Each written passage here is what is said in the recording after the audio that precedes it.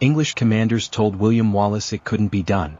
In 1297, King Edward I's army made up of professional soldiers, armored knights and veteran commanders, marched north to crush a Scottish rebellion before it even began. The English forces outnumbered Wallace's army.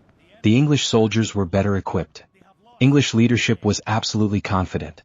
Wallace had none of that. What Wallace did have was terrain and patience. At Stirling Bridge, the English army had only one way to cross the River Forth. A narrow wooden bridge so tight that only a few soldiers could pass at a time. English troops began their crossing at dawn, believing sheer numbers would overwhelm the Scottish forces waiting on the far side. Wallace waited. And waited. Only when half of the English army had crossed and were trapped between the river and the Scottish hills did Wallace give the order. Scottish spearmen charged. Pikes slammed into armor. English knights were pulled from their horses. The bridge collapsed under the chaos, cutting off retreat. English soldiers drowned beneath the weight of their own gear as panic spread. In less than an hour, Edward I's army at Stirling was destroyed. Against impossible odds, William Wallace had not just won a battle, he had shattered the myth that England's forces were unbeatable. And in doing so, William Wallace turned a rebellion into a revolution.